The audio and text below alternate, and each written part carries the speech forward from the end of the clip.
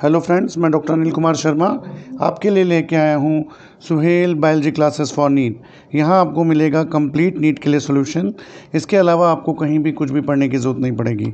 हम शुरू कर चुके हैं डाइजेस्टिव सिस्टम, जिसमें हम लिवर तक कंप्लीट कर चुके हैं। आज मैं ले रहा हूँ डाइजेस्टिव सिस्टम पार्ट 5, जिसमें मैं कवर करूँगा गॉल ब्लैडर और पेनक्रियाज। तो चलिए शुरू करते हैं। Gall bladder. गॉल ब्लैडर एक ग्रीन कलर का पियर शेप्ड नाशपाती के आकार का सैक लाइक स्ट्रक्चर होता है जो लिवर की इन्फीरियर सरफेस पर पाया जाता है। ये लिवर से एक लिगामेंट के द्वारा सस्पेंडेड रहता है, जिसे ओमेंटम कहते हैं। इसका साइज़ होता है 8 सेंटीमीटर इंटू 4 सेंटीमीटर, यानी इसकी जो लेंथ होती है लगभग 8 सेंटीमीटर और विड्थ होती है 4 सेंटीमीटर।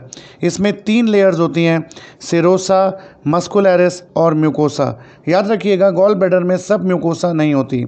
ये हम पहले भी पढ़ चुके हैं कि ये हमारा लिवर है। लिवर की लोअर या इन्फीरियर सरफेस पर ये right hepatic duct, left hepatic duct दोनों मिलकर बनाती हैं common hepatic duct. Gall bladder से आने वाली डक्ट को कहते हैं cystic duct. Common hepatic duct और सिस्टिक डक्ट दोनों मिलकर बनाती हैं कॉमन बाइल डक्ट, और common bile duct pancreatic ducts के साथ मिलकर बनाती है एम्पुला ऑफ वेटर। और एम्पुला ऑफ वेटर खुलता है मेजर ड्यूडनल पेपला में, ड्यूडनम के सेकेंड पार्ट में, और यहाँ पर जो स्फिंक्टर होता है उसे कहते हैं स्फिंक्टर ऑफ ओडाई। तो gallbladder is a green pear-shaped sac-like structure. It lies at the inferior surface of liver. It is suspended from the liver by a small ligament called omentum. Its size is 8 cm into 4 cm and it has 3 layers: serosa, muscularis, mucosa. Gallbladder does not have submucosa. There is no submucosa in gallbladder. Bile is formed in liver but stored in gall bladder. ये बहुत important question है कि bile का निर्माण तो liver में होता है, लेकिन बाइल का स्टोरेज गॉल ब्लैडर में होता है। Gall bladder can store 40 to 70 ml of bile. ये 40 से 70 ml तक बाइल स्टोर कर सकता है, और ये बाइल को 10 गुना तक कंसंट्रेट कर सकता है। जब गॉल ब्लैडर में बाइल जमा होता है तो वो डाइल्यूट होता है। गॉल ब्लैडर की सेल्स उसमें से वाटर को एब्जॉर्ब कर लेती हैं, जिससे ये लगभग 10 गुना तक कंसंट्रेट हो जाता है। Contraction of gall bladder is stimulated by a hormone cholecystokinin. याद रखिएगा, contraction of gall bladder is due to cholecystokinin. Bile reaches in second part of duodenum with pancreatic juice. Bile क्या होता है? ये ग्रीन एल्कलाइन लिक्विड है। Bile का pH होता है लगभग 7.7। ये ग्रीन है, और हम लगभग 1 litre bile per day secrete करते हैं। बाइल के कंपोजिशन में 92% वाटर होता है, 6% बाइल सॉल्ट्स होते हैं, 0.5% बाइल पिगमेंट्स होते हैं, 1% फैटी एसिड्स और लगभग 0.5% कोलेस्ट्रॉल होता है। एक बहुत ही इंपॉर्टेंट पॉइंट है कि बाइल में कोई भी डाइजेस्टिव एंजाइम नहीं होता। आपको याद रखना है कि बाइल फैट के डाइजेशन के लिए बहुत इंपॉर्टेंट है, क्योंकि बाइल सॉल्ट्स जो होते हैं वो फैट का इमल्सिफिकेशन करते हैं, लेकिन बाइल में कोई भी डाइजेस्टिव एंजाइम नहीं होता। बाइल का कंपोजिशन, बाइल में 3 मुख्य कंपोनेंट्स होते हैं: bile salts, bile pigments and bile acids. Bile salts होते हैं sodium bicarbonate, sodium glycolate and sodium taurocholate. याद रखिएगा, बाइल सॉल्ट्स होते हैं sodium bicarbonate, sodium glycolate and sodium taurocholate. Bile pigments होते हैं बिलीरुबिन एंड बिलीवर्डिन। और बाइल एसिड्स 2 तरह के होते हैं: प्राइमरी बाइल एसिड और secondary bile acid. Primary bile acid जिन्हें लिवर बनाता है और बाइल में स्टोर होते हैं, और secondary bile acid primary bile acid से बनते हैं इंटेस्टाइन में by the help of bacteria. तो प्राइमरी बाइल एसिड के एग्जाम्पल हैं कॉलिक एसिड और चीनोडीऑक्सीकॉलिक एसिड। प्राइमरी बाइल एसिड्स के एग्जाम्पल हैं कोलिक एसिड एंड चीनोडीऑक्सीकोलिक एसिड, जबकि सेकेंडरी बाइल एसिड्स के एग्जाम्पल हैं deoxycholic acid and lithocholic acid. Functions of bile. Bile जब ड्यूडनम में पहुंचता है तो ये HCl की जो काइम होता है, जो HCl की वजह से एसिडिक होता है, उसको न्यूट्रलाइज करता है। तो bile neutralises the HCl in duodenum. It causes emulsification of fat. याद रखिएगा, emulsification of fat bile salts की वजह से होता है। It excretes the bile pigments और it helps in absorption of fat and fat soluble vitamins. Fat soluble vitamin कौन कौन से होते हैं? विटामिन ए, डी, ई और के, जबकि विटामिन बी और सी ये वाटर सॉल्युबल होते हैं। Bile prevents decomposition of food. Bile increases peristalsis of intestine. Bile has no digestive enzyme, but bile activates lipase. याद रखिएगा, बाइल में कोई भी डाइजेस्टिव एंजाइम नहीं होता, लेकिन bile fat digesting enzyme lipase को एक्टिवेट करता है। और यदि किसी वजह से हिपैटिक डक्ट या कॉमन बाइल डक्ट का ऑब्स्ट्रक्शन हो जाए तो जो बिलिरुबिन और बिलीवर्डिन यानी बाइल पिगमेंट्स हैं वो इंटेस्टाइन में ना जाकर उनकी मात्रा ब्लड में बढ़ने लगेगी और इसको हम कहते हैं जॉन्डिस या इक्टेरस, हिंदी में बोलते हैं पीलिया। गॉल स्टोन्स, यदि हमारे ब्लड में कोलेस्ट्रॉल लेवल बढ़ जाए तो नो डाउट बाइल में भी कोलेस्ट्रॉल का लेवल बढ़ जाएगा, जो कि नॉर्मली 0.5% होता है। और कोलेस्ट्रॉल के क्रिस्टल्स बाइल के अंदर प्रेसिपिटेट होकर स्टोन्स बना लेते हैं, जिन्हें गॉल स्टोन्स कहते हैं। और गॉल स्टोन्स मुख्यतः कोलेस्ट्रॉल के होते हैं, लेकिन कभी कभी बाइल पिगमेंट बिलीरुबिन और बिलीवर्डिन के कैल्शियम सॉल्ट्स भी प्रेसिपिटेट होकर पिगमेंट स्टोन्स बना लेते हैं। तो गॉल स्टोन्स दो तरह के होते हैं, मुख्य रूप से ये कोलेस्ट्रॉल के बने होते हैं, लेकिन कभी कभी बाइल पिगमेंट के कैल्शियम सॉल्ट्स के स्टोन भी पाए जाते हैं। पोर्टल वेन, याद रखिएगा कि हिपैटिक पोर्टल वेन पर क्वेश्चन पूछा जाता है और हिपैटिक पोर्टल वेन का निर्माण दो वेन से होता है, सुपीरियर मेसेंट्रिक वेन और splenic when. Splenic when blood लेकर आती है कहाँ से? स्प्लीन से, और सुपीरियर मेसेंट्रिक वेन इंटेस्टाइन्स से वेन लाती है, और ये दोनों मिलकर हिपैटिक पोर्टल वेन बनाते हैं। तो इस तरीके से पोर्टल वेन में जो ब्लड होता है उसमें न्यूट्रिएंट्स, एब्जॉर्ब न्यूट्रिएंट्स की मात्रा बहुत ज़्यादा होती है, और ये सारे के सारे न्यूट्रिएंट्स ब्लड में जाने से पहले लिवर में जाते हैं। लिवर में बहुत सारी चीज़ों का मेटाबोलाइजेशन होता है और उसके बाद जो रिक्वायर्ड एलिमेंट्स हैं उनको ब्लड में रिलीज़ किया जाता है। Bile salts break fat into small globules called micelles and process is called emulsification of fat. याद रखिएगा, हमारे फूड में जो भी फैटी मटेरियल होता है उसको बाइल सॉल्ट्स छोटे छोटे ग्लोब्यूल्स में तोड़ देते हैं ताकि उनका एब्जॉर्प्शन आसानी से हो सके, और इन छोटे छोटे फैट ग्लोब्यूल्स को माइसेली कहते हैं और इस प्रोसेस को इमल्सिफिकेशन ऑफ फैट कहते हैं। इस तरीके से बाइल सॉल्ट्स फैट को स्मॉल ग्लोब्यूल्स में तोड़ते हैं जिन्हें माइसेली कहते हैं, और इस प्रोसेस को इमल्सिफिकेशन ऑफ फैट कहते हैं। कोलिसिस्टोकाइनिन जो होता है वो ड्यूडेनम में रिलीज़ होता है और गॉल ब्लैडर के स्टिमुलेट करता है ताकि वो बाइल को सिक्रीट करे। तो याद रखिएगा, कोलिसिस्टोकाइनिन जो हार्मोन है उसका निर्माण तो ड्यूडेनम में होता है, लेकिन ये स्टिमुलेट करता है गॉल ब्लैडर को to release the bile. Pancreas, ये आपको पता है कि ये हमारी ड्यूडेनम है जो कि सी शेप होती है। ड्यूडेनम के 3 पार्ट होते हैं, फर्स्ट पार्ट, सेकंड पार्ट और थर्ड पार्ट। इस सी की कॉन्केविटी में एक पिंकिश कलर का कॉमा शेप्ड लीफ लाइक पत्ती की तरह का एक बहुत ही डेलिकेट ऑर्गन होता है जिसे पैनक्रियाज कहते हैं। और पैनक्रियाज की इम्पॉर्टेंस ये है कि पैनक्रियाज में जो एंडोक्राइन पार्ट होता है, बीटा सेल्स होती हैं, वो इंसुलिन सिक्रीट करती हैं, और इंसुलिन की कमी होने पर डायबिटीज़ मेलाइटस नामक बीमारी हो जाती है। तो हम शुरू कर रहे हैं पैनक्रियाज। पैनक्रियाज ड्यूडेनम की सी शेप की जो ड्यूडेनम है उसकी कॉन्केविटी में लाई करता है। ये पिंक कलर का डेलिकेट ऑर्गन होता है, इसकी शेप कॉमा की तरह या पत्ती की तरह होती है, और ये लोब्यूल से मिलकर बना होता है। इसके 3 पार्ट होते हैं, टेल, नेक और हेड। टेल, नेक और हेड। और याद रखिएगा कि कॉन्केविटी में कौन सा पार्ट फिट होता है? हेड फिट होता है। और ये पैनक्रियाटिक जूस रिलीज़ करता है, और पैनक्रियाटिक जूस को कंप्लीट डाइजेस्टिव जूस कहते हैं क्योंकि पैनक्रियाटिक जूस में fat, carbohydrate, protein, nucleic acid सभी को पचाने वाले एंजाइम्स होते हैं। इसलिए जो पैनक्रियाटिक जूस है that is the complete digestive juice. Okay, तो ये हमारा पैनक्रियाज है। पैनक्रियाज से जो रिलीज होता है पैनक्रियाटिक जूस उसको एक डक्ट लेकर आती है जिसे मेन पैनक्रियाटिक डक्ट कहते हैं, और मेन पैनक्रियाटिक डक्ट को डक्ट ऑफ वर्संग भी कहते हैं। याद रखिएगा, मेन पैनक्रियाटिक डक्ट को डक्ट ऑफ वर्संग कहते हैं। और main pancreatic duct common bile duct से मिलकर एम्पुला ऑफ विटर बनाती है जो मेजर ड्यूडनल पेपला में खुलता है, और यहाँ पर जो स्फिंक्टर होता है उसे स्फिंक्टर ऑफ ओडाई कहते हैं। कुछ लोगों में, सभी में नहीं होता, कुछ लोगों में एक एसेसरी पैनक्रियाटिक डक्ट मिलती है, और एसेसरी पैनक्रियाटिक डक्ट जो होती है वो अलग से एक सेपरेट ओपनिंग से खुलती है, और इसे कहा जाता है माइनर ड्यूडनल पेपला, और एसेसरी पैनक्रियाटिक डक्ट को डक्ट ऑफ सेंटोरिनी कहते हैं। तो याद रखिएगा, पैनक्रियाटिक डक्ट दो तरह की हो सकती हैं, एक मेन पैनक्रियाटिक डक्ट जिसे डक्ट ऑफ वर्संग कहते हैं, और एक एसेसरी पैनक्रियाटिक डक्ट जिसे डक्ट ऑफ सेंटोरिनी कहते हैं। और डक्ट ऑफ सेंटोरिनी सभी में मिले ये ज़रूरी नहीं है। Pancreas is a accessory digestive gland which helps in digestion.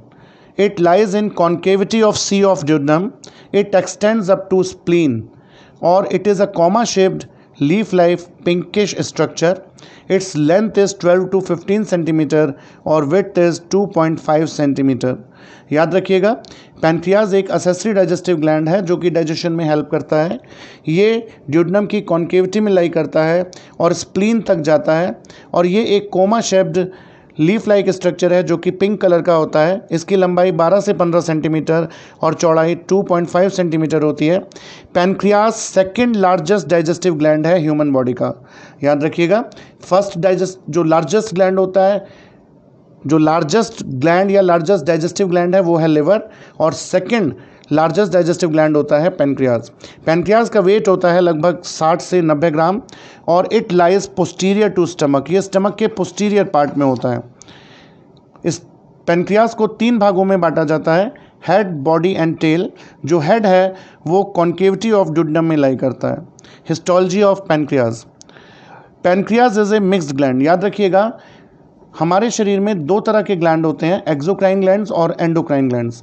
Exocrine glands उन्हें कहते हैं जो अपना सिक्रीशन एक डक्ट के द्वारा अपने टारगेट ऑर्गन तक छोड़ते हैं, जबकि एंडोक्राइन ग्लैंड्स को डक्टलेस ग्लैंड्स कहते हैं।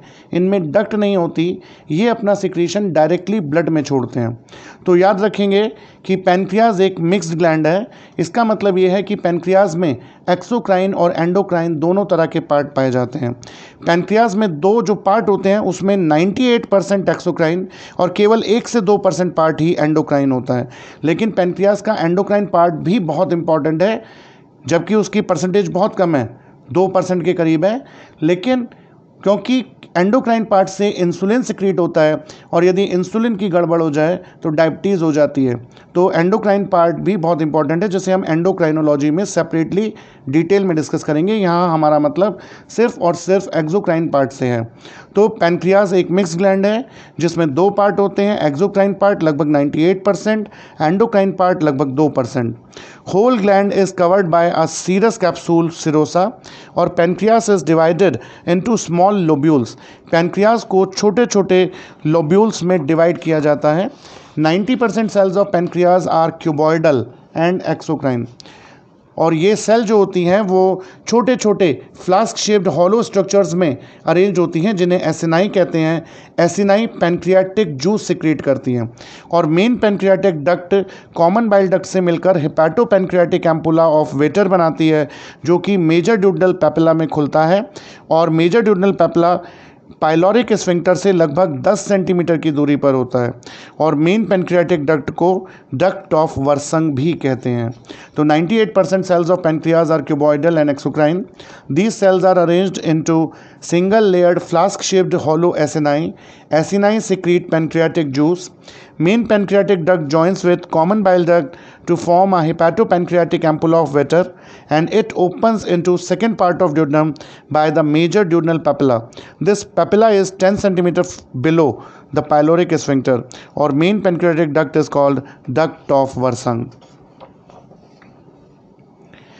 In many people, a small branch of another called accessory pancreatic duct or duct of Santorini is present, which arises from the distal part of main pancreatic duct and opens into duodenum by minor duodenal papilla, और it is 7.5 centimetre distant from the pyloric sphincter. तो कुछ लोगों में, अभी हमने पढ़ा था कि कुछ लोगों में जो मेन पैनक्रियाटिक डक्ट होती है उसके अलावा एक असेसरी पैनक्रियाटिक डक्ट भी होती है जिसे डक्ट ऑफ सेंटोरिनी कहते हैं, और ये मेन पैनक्रियाटिक डक्ट से ही निकलती है लेकिन ड्यूडेनम में सेपरेटली माइनर ड्यूडेनल पेप्ला में खुलती है। और मेजर ड्यूडेनल पेप्ला की डिस्टेंस तो होती है 10 सेंटीमीटर पाइलोरिक स्फिंक्टर से, जबकि माइनर ड्यूडेनल पेप्ला की डिस्टेंस होती है 7.5 सेंटीमीटर पाइलोरिक स्फिंक्टर से। Only 1 to 2% part of pancreas is endocrine part, और एंडोक्राइन पार्ट ऑफ पेनक्रियाज को कहते हैं आइसलेट्स ऑफ लैंगरहैंस। तो आइसलेट ऑफ लैंगरहैंस जो होता है वो पेनक्रियाज का एंडोक्राइन पार्ट होता है। इसमें निम्न सेल पाई जाती हैं, लगभग 15% अल्फा सेल्स जो कि ग्लूकेगॉन सिक्रीट करती हैं, 65% बीटा सेल्स जो इंसुलिन सिक्रीट करता है, 5% डेल्टा सेल्स, और डेल्टा सेल से निकलता है सोमेटोस्टेटिन जिसे ग्रोथ इनहिबिटरी हार्मोन भी कहते हैं, और लगभग 15% सेल्स होती हैं एफ सेल्स जो कि पैनक्रियाटिक पॉलीपेप्टाइड सिक्रीट करती हैं। तो ये हमारी हिस्टोलॉजी है पैनक्रियाज की। पैनक्रियाज में छोटे छोटे एसिनाई होते हैं, और छोटे छोटे एसिनाई जो हैं वो लगभग 98% पार्ट बनाते हैं पैनक्रियाज का, जो कि क्यूबॉइडल एपिथेलियम से बना होता है, फ्लास्क शेप्ड होता है, और यही एसिनाई आपके पैनक्रियाटिक जूस को सिक्रीट करते हैं।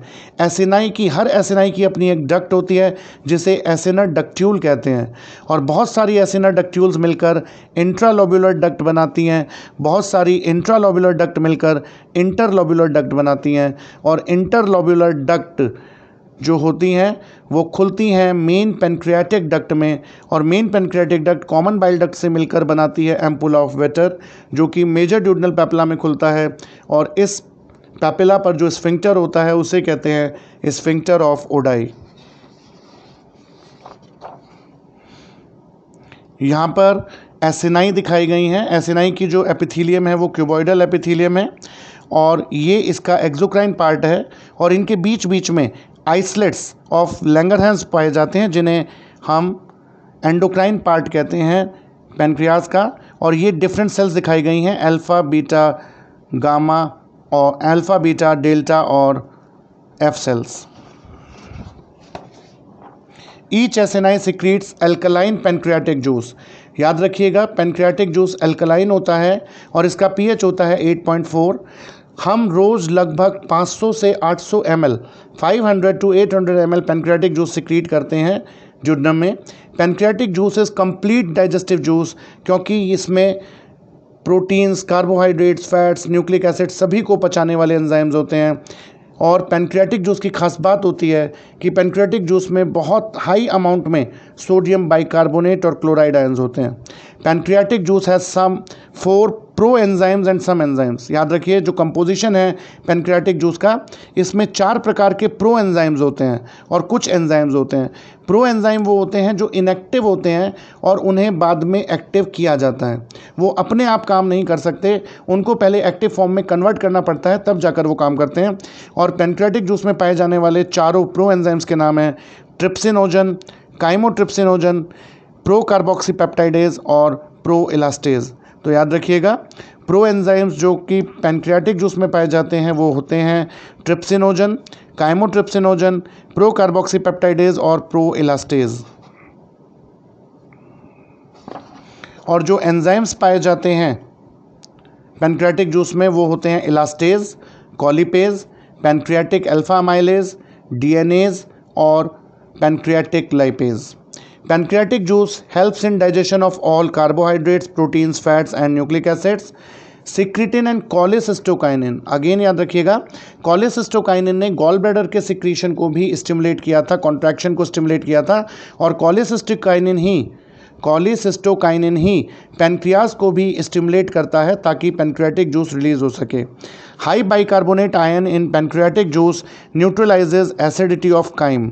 जब ड्यूडेनम में काइम से मिलता है तो ये काइम की एसिडिटी को न्यूट्रलाइज करता है। Pancreatic juice activates at pH 7। याद रखिए पैनक्रियाटिक जूस तभी एक्टिवेट होता है जब वो लगभग 7 pH पर पहुंच जाता है। अब हम ट्रिप्सिन की बात करेंगे जो कि प्रो एंजाइम ट्रिप्सिनोजन की फॉर्म में होता है पैनक्रियाटिक जूस में। तो pancreatic juice has pro enzyme called trypsinogen, और ट्रिप्सिनोजन को एंटीरोकाइनेज नामक एंजाइम ट्रिप्सिन में बदलता है। ट्रिप्सिनोजन जो है वो प्रो एंजाइम है, इनएक्टिव फॉर्म है, ये काम नहीं कर सकती। जब एंटीरोकाइनेज इसको कन्वर्ट कर देता है ट्रिप्सिन में, तो ट्रिप्सिन एक्टिव एंजाइम फॉर्म है, और ये एक प्रोटियोलिटिक एंजाइम होता है जो कि प्रोटीन्स को ओलिगोपेप्टाइड्स और अमीनो एसिड्स में तोड़ता है। तो याद रखिएगा कि pancreatic juice has pro enzyme trypsinogen, it is converted into active enzyme trypsin by the help of enterokinase. पहले एंटीरोकाइनेज टर्म यूज़ होता था, आजकल एंटीरोकाइनेज को एंटीरोपेप्टाइडेज भी कहते हैं, और एंटीरोपेप्टाइडेज का जो सिक्रीशन है वो ड्यूडेनम से होता है। Trypsin is a proteolytic enzyme. Trypsin converts proteins into oligopeptides and amino acids, और ट्रिप्सिन इज ए एंडोपेप्टाइडेज। हम पहले भी बात कर चुके हैं कि जो प्रोटियोलिटिक एंजाइम्स होते हैं वो दो तरह के होते हैं, एंडोपेप्टाइडेज और एक्सोपेप्टाइडेज। आपको पता है कि प्रोटीन अमीनो एसिड से मिलकर बने होते हैं, और अमीनो एसिड्स के बीच के जो बॉन्ड होता है उसे पेप्टाइड बॉन्ड कहते हैं। यदि कोई भी एंजाइम किनारे से पेप्टाइड बॉन्ड को तोड़ना शुरू करता है तो उसे एक्सोपेप्टाइडेज कहते हैं, जबकि यदि कोई एंजाइम पेप्टाइड बॉन्ड्स को प्रोटीन के बीच में से कहीं से तोड़ना शुरू करता है तो उसे एंडोपेप्टाइडेज कहते हैं। पेप्सिन, ट्रिप्सिन, काइमोट्रिप्सिन, ये सारे के सारे एंडोपेप्टाइडेज हैं, लेकिन प्रो कार्बोक्सी पेप्टाइडेज जो होता है या कार्बोक्सी पेप्टाइडेज जो है वो एक एक्सोपेप्टाइडेज का एग्जाम्पल है। तो ट्रिप्सिन इज ए एंडोपेप्टाइडेज, लेकिन एक बार ट्रिप्सिन बन जाता है तो ये और ज़्यादा ट्रिप्सिनोजन को ट्रिप्सिन में कन्वर्ट करने के लिए स्टिमुलेट करता है। Once trypsin is formed in duodenum, it converts more trypsinogen into trypsin, और trypsin converts chymotrypsinogen into chymotrypsin, और सिमिलरली ये प्रो इलास्टेज को इलास्टेज में और प्रो कार्बोक्सी पेप्टाइडेज को कार्बोक्सी पेप्टाइडेज में भी कन्वर्ट करता है। तो याद रखिएगा, एंटीरोकाइनेज तो ट्रिप्सिनोजन को कन्वर्ट करता है ट्रिप्सिन में, लेकिन ट्रिप्सिन कन्वर्ट करता है काइमोट्रिप्सिनोजन को काइमोट्रिप्सिन में, प्रो इलास्टेज को इलास्टेज में, और प्रो कार्बोक्सी पेप्टाइडेज को कार्बोक्सी पेप्टाइडेज में। Trypsin activates phospholipase A2। Phospholipase A2 को भी एक्टिवेट करने का काम ट्रिप्सिन ही करता है। एंटीरोकाइनेज, आजकल एंटीरोकाइनेज वर्ड यूज़ नहीं करते, आजकल एंटीरोकाइनेज को एंटीरोपेप्टाइडेज कहा जाता है। It is secreted by duodenum and upper part of jejunum, और ये कन्वर्ट करता है ट्रिप्सिनोजन को ट्रिप्सिन में। याद रखिएगा, पेप्सिन, ट्रिप्सिन, काइमोट्रिप्सिन आदि एंडोपेप्टाइडेज हैं, जबकि कार्बोक्सी पेप्टाइडेज एक एक्सोपेप्टाइडेज है। तो यहाँ तक यदि आपको गॉल ब्लैडर और पैनक्रियाज में कोई भी किसी भी तरह का डाउट है तो आप मुझे कमेंट सेक्शन में पूछ सकते हैं, या मेरे फ़ोन नंबर पर आप मुझसे सीधे क्वेश्चन कर सकते हैं। Thank you.